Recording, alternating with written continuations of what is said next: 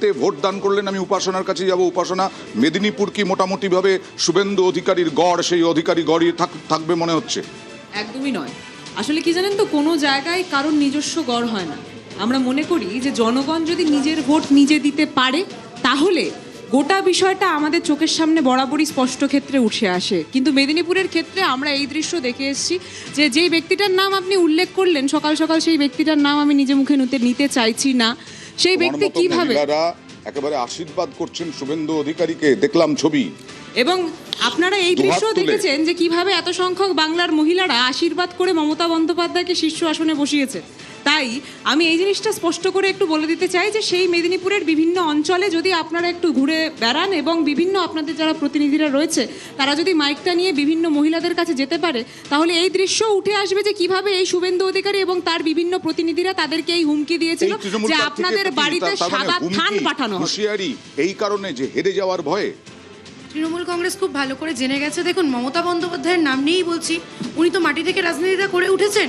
উনি পশ্চিমবঙ্গের মাটির গন্ধটা পেয়ে গেছেন। উনি জানেন কি এবারে উনি হেরে গেছেন, মানুষ ওনাকে হারিয়ে দিয়েছেন। পশ্চিমবঙ্গের প্রত্যেকটা মানুষ এবারে বিজেপিকে ভোট দিচ্ছেন, বিজেপির জন্য তাদের ভোটটা পড়ছে। আর ওনার কথা উঠছিল গড়ের কথা, উঠছিল গড়ের কথা। কালীঘাটও কারোর গড় নয়, সেটাই প্রত্যেকবার যখন আমরা জানি যে যেগুলো বাই ইলেকশন সেগুলো মোটামুটিভাবে যারা সরকারে থাকেন তাদের ট্রেনটা তাদের দিকে যায়। তারপরেও সেখানে খালসা হাই স্কুলে আমরা দেখেছিলাম বাঁশদ্রোণী থেকে ছাপ্পা ভোটার এনে ভোট করতে হয়েছে, যেখানে উনি মুখ্যমন্ত্রী, সাপ্লিমেন্টারি মুখ্যমন্ত্রী, ছাপ্পা ভোটটা আমার মুখ্যমন্ত্রীর কাছে যেতে চাই। মেদিনীপুরের কি অবস্থা এখন, কি মনে করছো, কি বিশ্লেষণ?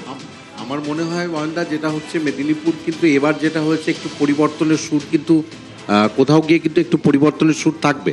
কারণ পবিত্র কর মূলত দাঁড়িয়েছে যে এক সময়ে শুভেন্দু অধিকারীর খুব কাছের ডান হাত, সে কারণে সে কিন্তু তৃণমূল স্তরে বুথ লেভেল থেকে খুব ভালোভাবে কিন্তু তার একটা চেনা রয়েছে। সেই জায়গা থেকে দাঁড়িয়ে হয়তো শুভেন্দু অধিকারীকে একটা টেক্কা দেবার জায়গায় থাকতে পারে, আমি বলে মনে করি। দেখা যাক 4 মে সেই সবের পরিষ্কার হবে। তবে বিভিন্ন ঘটনা ঘটছে আজকে, এখনো পর্যন্ত নির্বিঘ্নে শান্তিপূর্ণ হলেও বিভিন্ন জায়গায় কিছু কিছু ঘটনা ঘটছে। একটা ছোট্ট ব্রেকের পর ফিরে আসছে।